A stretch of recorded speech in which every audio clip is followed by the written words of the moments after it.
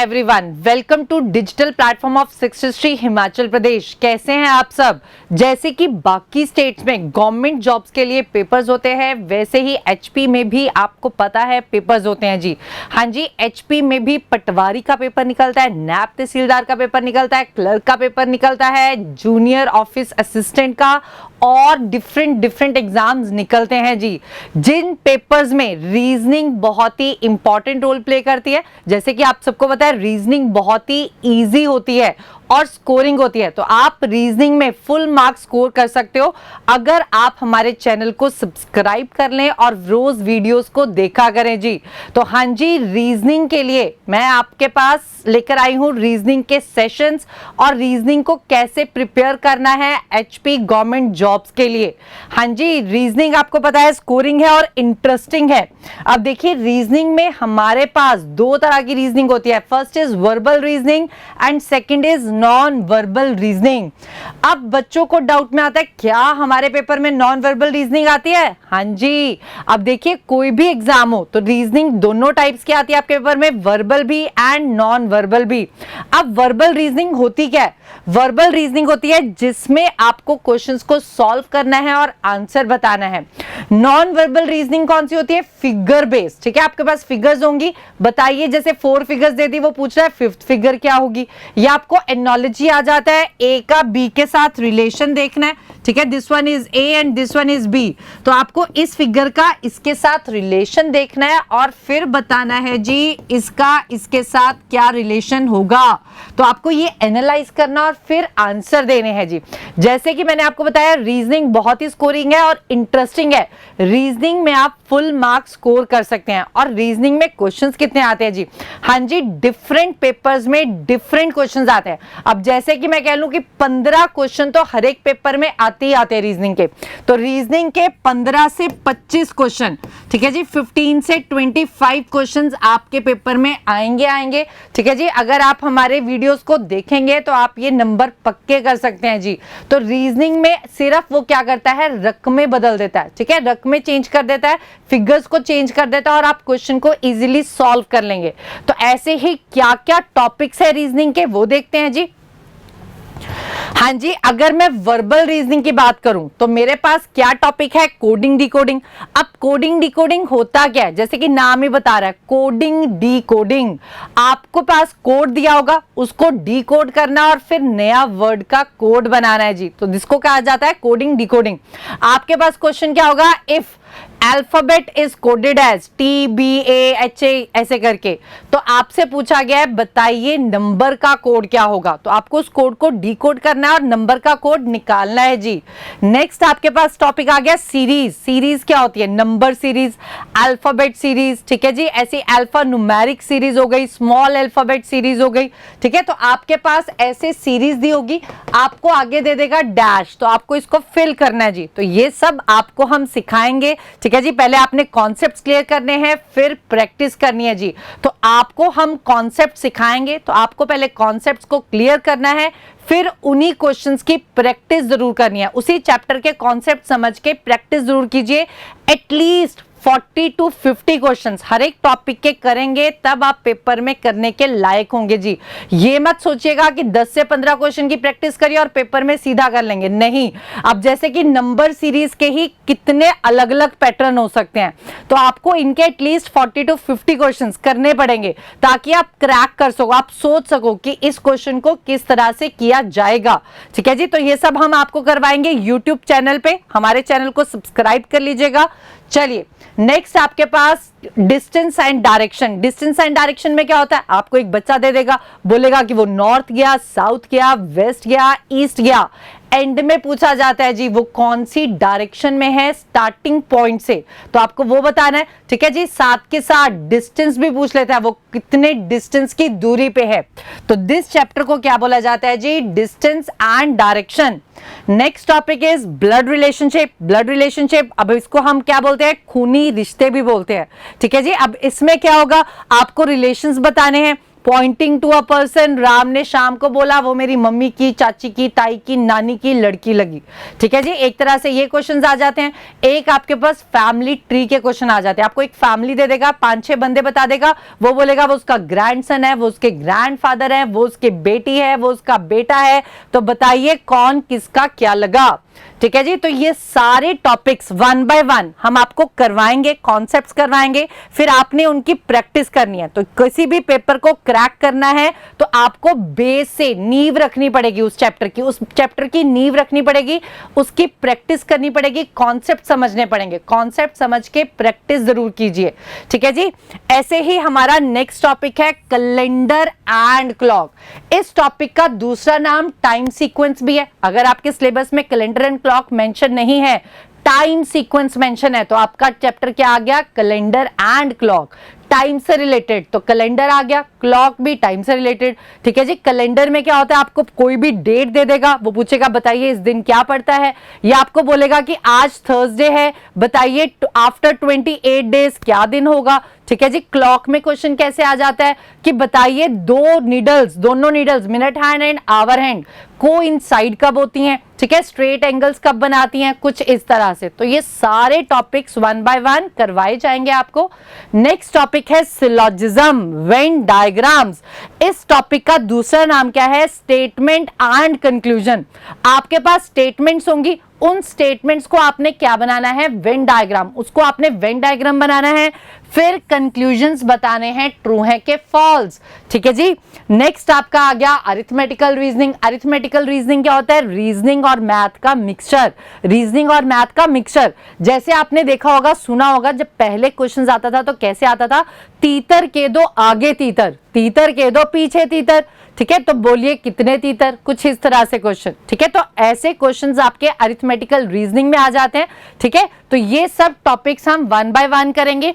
Next is puzzles. ठीक है, तो पजल भी बहुत इंपॉर्टेंट टॉपिक है। पजल जब भी आता है तो हमारे 3 से 5 क्वेश्चन तो आएंगे। तो अगर आपका पजल राइट बन गया तो आपके 3 से 5 नंबर पक्के। ठीक है जी, 3 से 5 क्वेश्चन पक्के हो जाएंगे। ऐसे ही नेक्स्ट है एनोलॉजी क्लासिफिकेशन। अब देखिए एनोलॉजी, ए का रिलेशन बी के साथ देखना है और फिर सी का डी के साथ बनाना है। तो ए का बी के साथ रिलेशन देखकर सी का डी के साथ बनाना है। अब इसमें गलत होने के चांसेस बहुत हैं, क्योंकि अगर आपकी वोकैब अच्छी है, जीके अच्छी है, तो गलत कम होंगे। अब इसमें क्या होता है, रीजनिंग का इतना रोल नहीं होता जितना रोल जीके का और वोकैब का होता है। अब यहाँ पर ए का बी के साथ रिलेशन देना है, अब यहाँ पर जीके रिलेट कर दी तो आपको यहाँ भी बताना है, जैसे ये स्टेट है, ये कैपिटल है, ये स्टेट है, तो ये क्या होगी, कैपिटल होगी। ऐसे ही अगर आपको इंग्लिश नहीं आएगी तो नहीं कर पाएंगे, नहीं जी कर पाएंगे। क्यों जी, क्योंकि हिमाचल के पेपर में आपका दोनों लैंग्वेजेस में आता है, हिंदी में भी और इंग्लिश में भी। अगर आपको किसी वर्ड की इंग्लिश नहीं समझ आ रही तो आप उसको हिंदी वाले क्वेश्चन में देख लीजिएगा। ठीक है जी, तो आप तब भी कर पाएंगे। तो आपकी वोकैब तो स्ट्रांग हो ही गई इसमें। ठीक है जी, आपका पेपर हिंदी में भी आएगा तो हिंदी में भी अगर आपका स्ट्रांग होल्ड है तो आप इजीली एनालॉजी को कर सकते हैं। नेक्स्ट हमारा क्या आ जाता है, क्लासिफिकेशन। क्लासिफिकेशन में क्या होता है, find the odd one out. आपके पास 4 ऑप्शंस होंगी या 5 होगी और बोल देगा 4 एक जैसे हैं, एक अलग है, तो जो अलग है वो बताना है। तो कौन सा अलग है वो बताना है जी। नेक्स्ट हमारा टॉपिक आ जाता है सिटिंग अरेंजमेंट।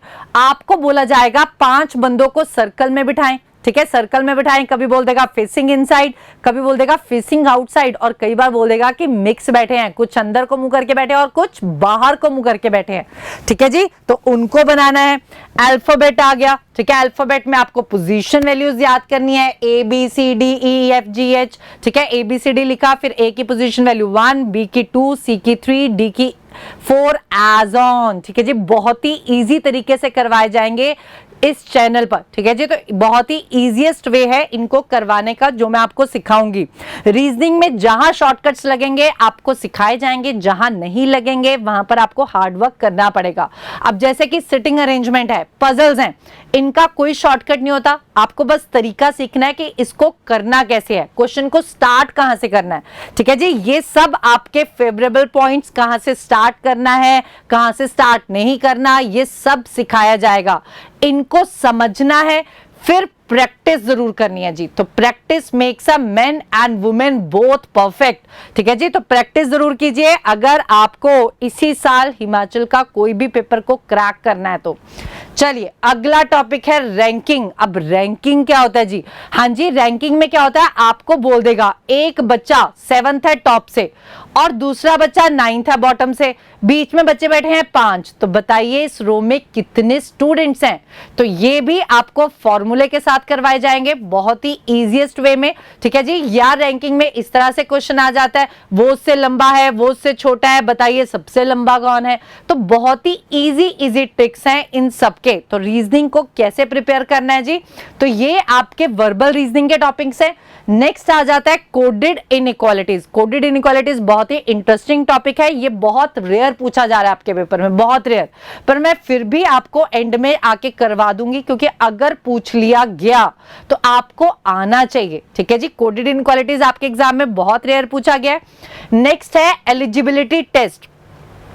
अब ये जो एलिजिबिलिटी टेस्ट है ये आपके यूपीएससी एचपी का जो सीसैट का पेपर होता है उसमें बहुत क्वेश्चन आते हैं। एचपी में आपके एलिजिबिलिटी टेस्ट के 10 से 20 क्वेश्चन पेपर में पूछे जा रहे हैं, ठीक है जी। बहुत ही इजी टॉपिक है। आपको डेटा दिया होता है, जैसे कि कोई भी पेपर फिल करना होता है तो पहले आप क्या चेक करते हो कि क्या आप एलिजिबल हो, उस पेपर को फिल कर सकते हो। तो एलिजिबिलिटी टेस्ट मींस वही, ठीक है जी। तो आपको चेक करना है कि क्या आप ये सब कंडीशंस पूरी कर रहे हो। अगर वो कंडीशंस पूरी कर रहा है तो वो सिलेक्टेड, अगर नहीं कर रहा तो नॉट टू बी सिलेक्टेड। अगर एक भी इंफॉर्मेशन है नहीं तो डेटा इनएडिक्वेट। बाकी 2 और ऑप्शंस होती हैं जो आपको धीरे धीरे 1 by 1 जब मैं चैप्टर्स करवाऊंगी तो बताऊंगी जी।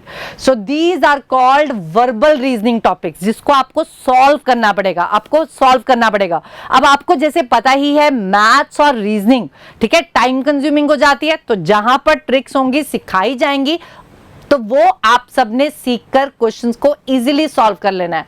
और जो भी आपका एग्जाम होगा उसमें आप रीजनिंग में फुल मार्क्स स्कोर कर सकते हो अगर आप डेली सेशंस को लगाया करें, ठीक है जी। रीजनिंग के जितने भी सेशंस होंगे उसको लगाएंगे तो आप फुल मार्क्स इजीली स्कोर कर सकते हो प्रैक्टिस करके और कॉन्सेप्ट्स को सीखकर। तो चलिए नेक्स्ट रीजनिंग की तरफ बढ़ते हैं। नेक्स्ट रीजनिंग हमारी कौन सी है? Non verbal reasoning. जैसे कि मैंने आपको बताया नॉन वर्बल रीजनिंग क्या होती है? फिगर बेस्ड, ठीक है। आपको फिगर्स दी होंगी तो फिगर बेस्ड रीजनिंग को बोला जाता है नॉन वर्बल रीजनिंग। अब इसमें पहली टाइप कौन सी है? Mirror image. आपको एक पिक्चर दे देगा, उसको बोलेगा उसकी मिरर इमेज बताओ। अगर मैं उस फिगर को मिरर में देखूंगी तो वो कैसी दिखेगी, ठीक है जी। बहुत ही इजी होता है। नॉन वर्बल तो बिल्कुल ही स्कोरिंग है, ठीक है, बच्चों की चीजें है। अगर आप इसको सीख लोगे तो आप बहुत इजीली आंसर दे दोगे और जल्दी आंसर दे दोगे। क्यों? क्योंकि इन क्वेश्चंस को आपको सॉल्व करने में टाइम लगता है, इसको आपको सॉल्व करने में टाइम नहीं दिया, टाइम नहीं लगता। अब जैसे कि मेरे पास ये फिगर है, ठीक है जी, ये फिगर है, तो इस फिगर की उसमें कह रहा है कि बताएं कि मिरर इमेज क्या होगी। तो मिरर इमेज कैसे होती है? ये लेफ्ट ये राइट, तो मिरर इमेज में क्या होगा, जो ये राइट वाला है वो इस साइड आ जाएगा, ठीक है, ये राइट ये लेफ्ट, ठीक है। तो राइट वाली साइड इधर आ जाएगी और लेफ्ट वाली उधर चली जाएगी। So this is called the mirror image of this figure, ठीक है जी। ये देखिए लेफ्ट वाली चीज ये इधर आ गई और राइट वाली चीज इधर आ गई, तो इसे बोला जाता है इसकी मिरर इमेज। तो आपको मिरर इमेज का अगर कॉन्सेप्ट पता चल गया तो आप चुटकियों में क्वेश्चंस के आंसर दे देंगे। नेक्स्ट क्या है हमारे पास? सीरीज, ठीक है जी, इसे बोला जाता है नॉन वर्बल सीरीज। आपके पास 4 फिगर्स होंगी तो आपको 5वीं फिगर बतानी है, कौन सी होगी? तो आपको एनालाइज करना है और आपको ट्रिक्स भी बताई जाएंगी कैसे आपको एनालाइज करना है जी। तो एनालाइज कैसे करना है, फिर नॉन वर्बल सीरीज 5वीं कौन सी होगी? हाँ जी, एनोलॉजी, वही ए का बी के साथ देखना है क्या रिलेशन है, और ये फिगर आपके पास ब्लैंक होगी तो ये बतानी है, इन दोनों में रिलेशन देखना है। फिर सी से सेम रिलेशन बनाना है डी फिगर में, तो सी से सेम रिलेशन बनाना है डी फिगर में। क्लासिफिकेशन, वी हैव 4 और 5 फिगर्स। इस क्वेश्चन में हमें 4 से 5 फिगर्स दे देगा और बोलेगा find the odd man out, which figure is different one, तो which figure is different one वो बतानी है।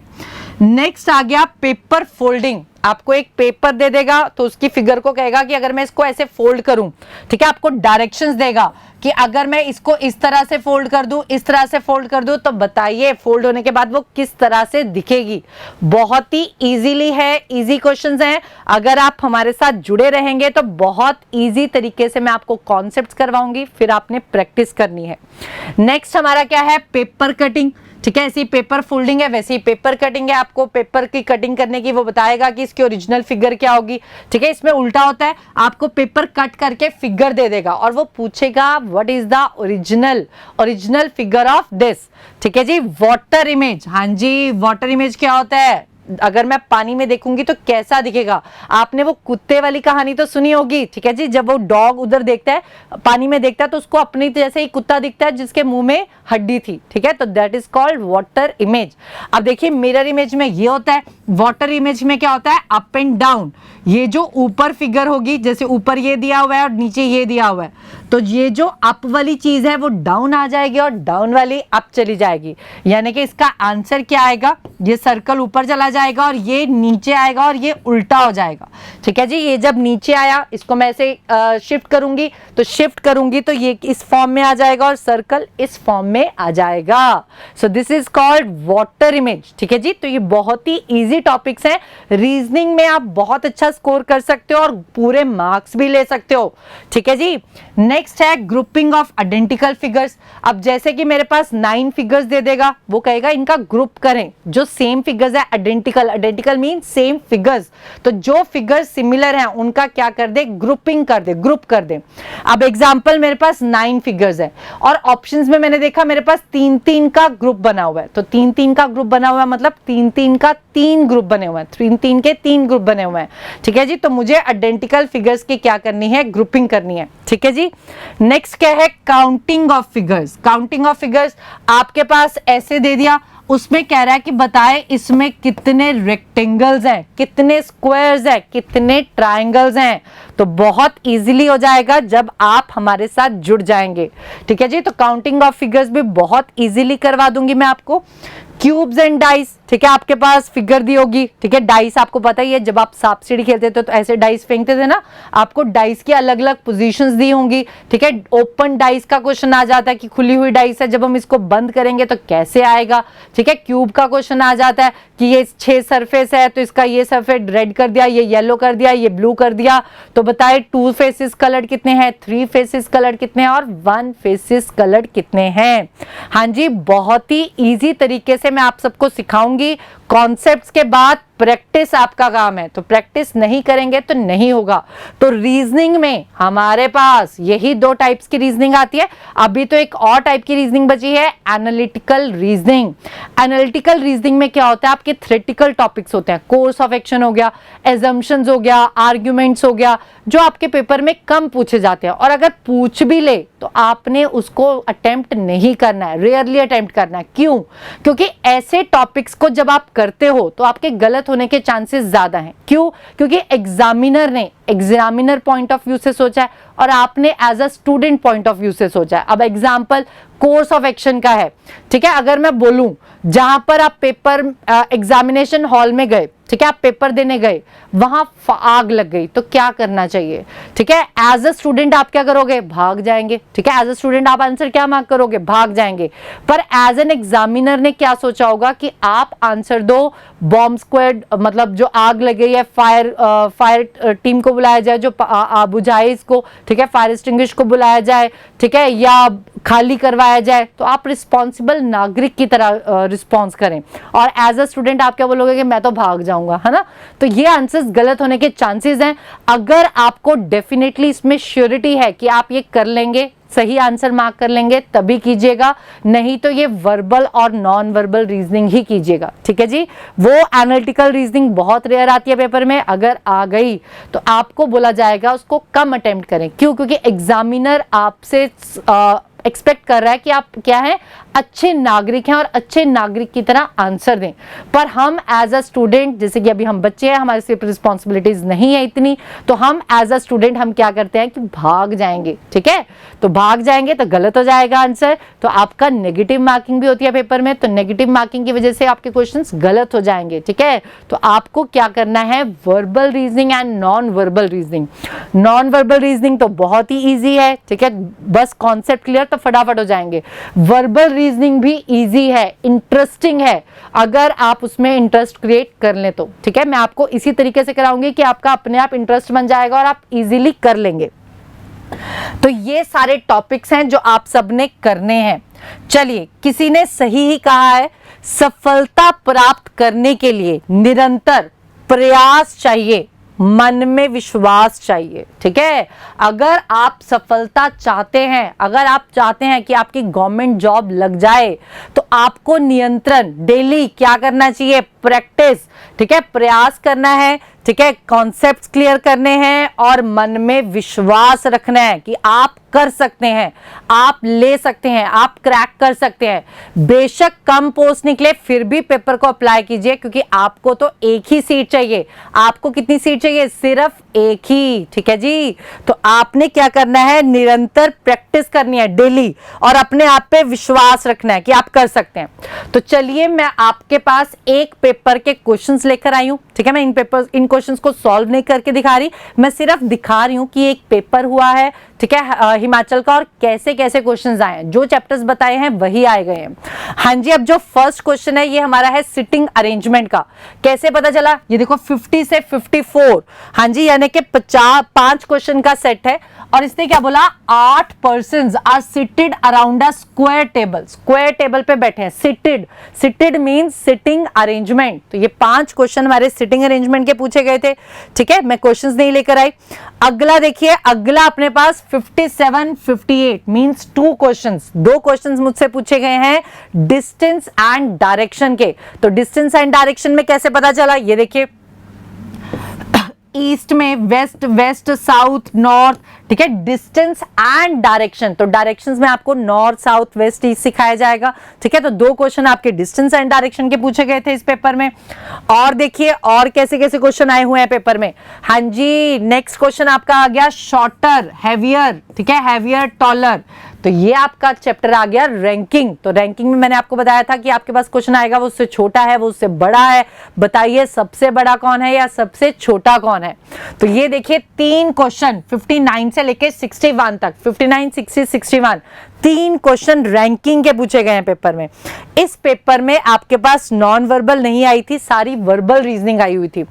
नेक्स्ट आपका फिर से डिस्टेंस एंड डायरेक्शन का क्वेश्चन आ गया। ये देखिए नॉर्थ ईस्ट नॉर्थ वेस्ट, तो ये फिर से आपका डिस्टेंस एंड डायरेक्शन का आ गया। 2 क्वेश्चन पहले थे, 1 क्वेश्चन और, मतलब 3 क्वेश्चन डिस्टेंस एंड डायरेक्शन के पूछे गए थे इस पेपर में। नेक्स्ट देखिए 80 से 84, अगेन 5 क्वेश्चन सिटिंग अरेंजमेंट के। 7 फ्रेंड्स हैं, ये सिटिंग इन अ सर्कल, ये सर्कल में बैठे हैं। तो 7 दोस्त हैं जो सर्कल में बैठे हैं। तो ये आपका आ गया 5 क्वेश्चन सर्कल के, पहले आए थे स्क्वायर के, तो अब ये 5 क्वेश्चन आ गए सर्कल के।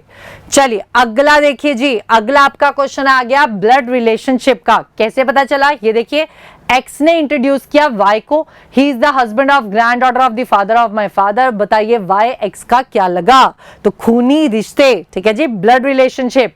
तो ब्लड रिलेशनशिप का क्वेश्चन आ गया। नेक्स्ट देखिए, नेक्स्ट आपका क्वेश्चन आ गया सिलोजिज्म वेन डायग्राम्स। तो देखिए सिलोजिज्म वेन डायग्राम्स, और ये हमारे क्वेश्चन है 85 से लेके 87। इट मींस 3 क्वेश्चन आपके सिलोजिज्म के हैं। आपको ये फिगर दे दी, आपको पूछा जाएगा कौन सेल्फ एम्प्लॉयड है, कौन सा स्मॉल सर्कल में आ रहा है, फीमेल ग्रेजुएट, ये आपको बताया गया है। ठीक है, कि जो स्मॉल सर्कल है वो सेल्फ एम्प्लॉयड को डिनोट करता है, बिग सर्कल सेल्फ री एम्प्लॉयड को डिनोट करता है, बैंक लोन फैसिलिटी कुछ इस तरह से। ठीक है जी, नेक्स्ट आपका क्वेश्चन आ गया है कोडिंग डिकोडिंग का। ठीक है, ये 2 क्वेश्चन आपके कोडिंग डिकोडिंग के। देखिए कोडिंग डिकोडिंग में क्या था, tap is coded as SZO, tap का कोड एसजेडओ है। हाउ इज फ्रीज कोडेड, तो मुझे इस कोड का डिकोड करना है, मुझे कोड समझना है और फ्रीज का कोड निकालना है। तो ये कोड समझते हुए मुझे इसका कोड निकालना है। आगे भी कोडिंग डिकोडिंग है। TCP ये है, तो इसका कोड क्या होगा? ठीक है जी, तो 2 क्वेश्चंस आपके कोडिंग डिकोडिंग के आए हुए इस एग्जाम में।